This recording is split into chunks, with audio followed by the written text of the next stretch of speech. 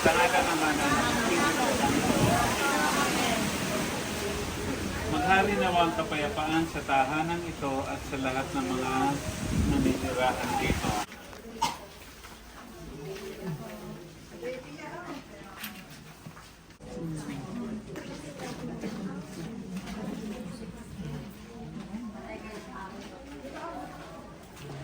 Diyos, Ama, Anak, at Espiritu Santo. Amen. Yan. Okay?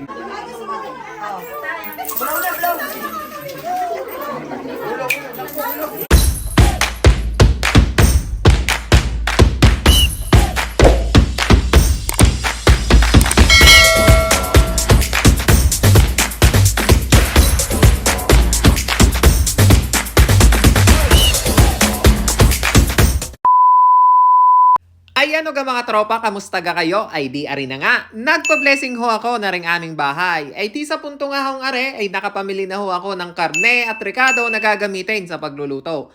Pagkarating naman ho ng bahay, ay di ang ginawa ko naman ho, ay are, pinag-iwahiwalay ko na ho ang bawat parte ng karne ng baboy. Kung ano hong putahe ang pupwede hong lutuin sa parteng garine at sa parteng garne. Ay di pagkatapos ko nga hong mahiwag o mapaghiwa-hiwalay ang mga parte ng para sa adobo, apritada, putsero, asado at kung ano-ano pa ho na po pwedeng gawing luto din sa aming karne ng baboy, ay di pagtutulong-tulungan naman ho namin na rin gayatin hanggang sa malagyan na ho ng mga sangkap o mababad na ho ang rekado o mamarinate ho ang karne ng baboy. At nang manot din ang mga sangkap o rekado na gagamitin din sa mga putahe ng baboy na lulutuin. Ay di maya-maya nga ho, ay tinulungan na ho ako ng mga aray para gayat-gayatin na ho aring mga karne ng baboy. Ay di ari naman ho, ay pagtutulong-tulungan na namin at nang mabilis-bilis din naman ho ang paggagayat. Ay kita nyo gaho aring mga ginagawa ng mga aray, di may kanya-kanya na ho kung ano hong putahe ang gagayatin. Ay di siya hong nakatuka kung gaano ho kalalaki o kaliliit ang mga hiwa ng karne dinay sa mga parteng aray. Ay kita nyo gaho rin aking mga kasamahang aray, di kay pagkakasisipag naman ho. Ay wari ko naman ho'y maya-maya, ay makakabarik na ho ang mga aray at libre na rin ho ang pulutan dinay. Ay di sa punto nga hong aray, ako naman ho ay taga-video lamang dinay. Ay di aray, ginagayat na ho ring ulo ng baboy at rin naman ho'y maya-maya ay aadobo at panghapunan din ho. Ay dini nga ako sa puntong are, di nagluluto naman ho ng aming pananghalian na sinugaok. At dini naman ho sa kabilang tulyasay, ay di ari ho, inihahalbos na ho, aring laman loob ng baboy na gagawin naman hong dinuguan. At ari naman hong isang are, ay di ari ho ang pamputsero. Ay di nakahalbos na nga rin ho. Ay di ari naman ho sa parting are, ay di nirerekaduhan ho ang mga ginayat kanina o tinartar na baboy. Ari ho atang parting are, ay di ari ho ang pang adobo at ari naman ho ang pang apritada. Ay di lalahukan lang ho mga sangkap na pampalasa nang sa ganun ho ay manuot ho ang mga lasa niyang mga nilalagay na iyan.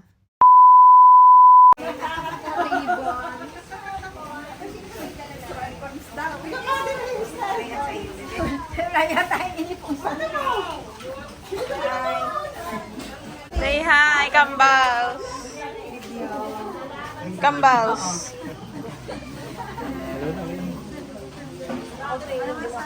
Say hi, family ng Kambals. Okay? Tago mo kita. Sa ngala naman ng Espiritu Santo. Maghari nawa ang kapayapaan sa tahanan ito at sa lahat ng mga naninirahan dito. Mga kapatid, halina't makinig sa banal na salita ng Diyos na makita sa ating puso at diwa ang aral na gabay na mag-anak sa kanilang buhay. Pakinggan muna natin ang pagbasa. Sumainyo ang Panginoon. At sumainyo rin. Ang mabuting balita ng Panginoon ayon kay San Lucas. Pinupuri ka namin ikaw, Panginoon. Pagpasok ninyo sa alin ng bahay, sabihin muna ninyo, maghari nawa ang kapayapaan sa bahay na ito. Kung naibigin sa kapayapaan ang nakatira roon, sa kanila ang kapayapaan. Ngunit kung hindi sila magkakamit nito. Manatili kayo sa bahay na inyong tinutuluyan, kanin ninyo at inumin ang anumang idulot nila sa inyo, sapagkat ang manggagawa ay may karapatang tumanggap ng kanyang upang. Huwag kayo magpapalipad-lipad ng bahay. Kapag tinanggap kayo sa alimang bayan, kanin ninyo ang anumang ihain sa inyo, pagalingin ninyo ang mga may sakit doon at sabihin sa bayan, nalalapit na ang paghahari ng Diyos sa inyo. Mga kapatid, ang mabuting balita ng ating Panginoon Jesucristo. Pinupuri ka namin, Panginoon. Kaya ngayon ay babasbasan natin ang tahanan ito at naniniwala tayo na sa pagbabasbas, ito ay mapupuno ng biyaya ng ating Panginoon. Ganon din kung mayroon mang mga masamang espiritu na naririto ay atin din paalisin upang ang maghari dito ay ang ating Panginoong Jesucristo. Ipinapanalangin din natin na maghari sa tahanan ito ang kapayapaan, pagdadamayan at pagtutulungan sa isa't isa, lalo na ang pamilya titira dito at ang mga papasok at lalabas sa tahanan ito. Ngayon ay gagawin natin ang panalangin. Mga kapatid, halina't tumulong sa malabukan ng buhay ng mga anak at sagbayanan ang ating pong itutugon sapagkat lubha kang maawain. Ama, mapagmahal, loobin mong pamayanihan ng tapat na pagmamahalan ng aming tahanan, iniluloob namin. Amang mapagkalinga, loobin mong maging bukas. Palad kaming lagi sa mga kapuspalad, dukha at sawi, iniluluhog namin. Amang may kapaloobin mong maging maslas sa pagpapalaga ng aming pag-aari, iniluluhog namin. Aming Ama, sa kagandahang loob, ibinigay mo sa amin ang iyong buhay at pagmamahal. Tampilikin mo ang iyong namimintuhong angkan, yamang ikaw ang pinagmumula ng kanilang mabuting pagsasamahan. Iniluluhog namin ito sa pamamagitan ni Jesucristo, kasama ng Espiritu Santo, magpasawalang hanggan. Amen. Ngayon gagawin na natin ang pagbabasbas. Manahan ka, Panginoon Jesucristo, sa piling ng mga nagpapasinaya sa bahay na ito at humihiling ng pagbabasbas sa iyo upang sa paglagi rito ay kanilang madama ang iyong pagpupok, upang sa paglabas dito ay kanilang makamit ang iyong pagtataguyod, at upang sa pagbalik dito ay kanilang mapaunlakan ang iyong pagpasok. Hanggang sanay sumapit sa iyong inihandang kahatahanan sa maligayang pagpisa ng iyong sa kalangitan, hari namin nabubuhay kasama ng Espiritu Santo, magpasawalang hanggan. Amen.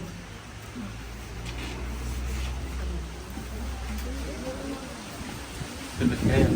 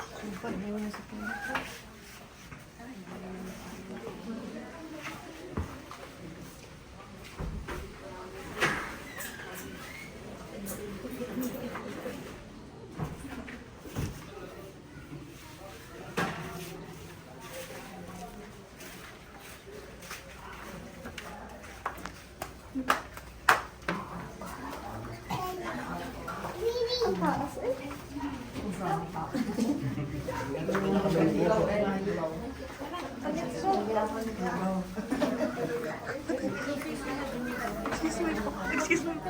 Nauna pa. Uyak-iyak kayo.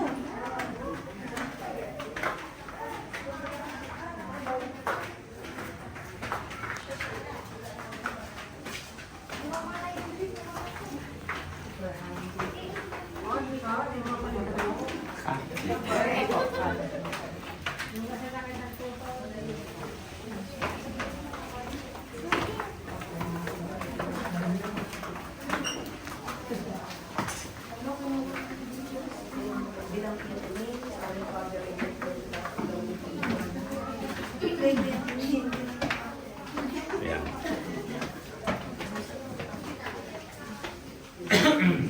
Okay. Kumain. Sumasalamat ka sa bayan ng alay mo. Baka sa amin ang kariyang mo, sundin ang loob mo, sa lupa para lang sa langit. Tigyan mo kung kami ng aming kakanin sa araw-araw. Patawarin mo kami sa aming mga sala.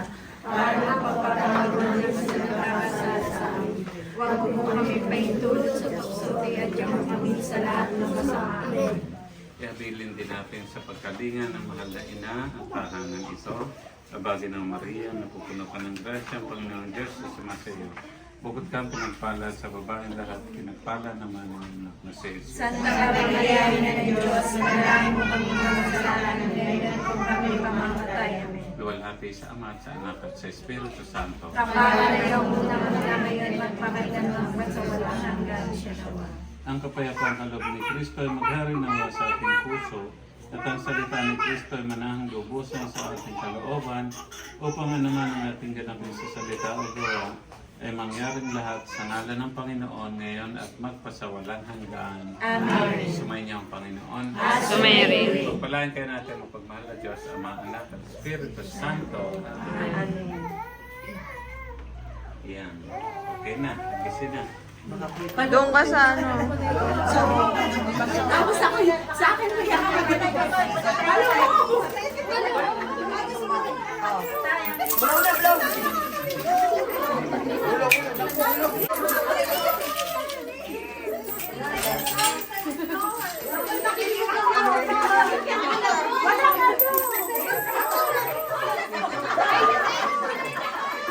Wala na siya.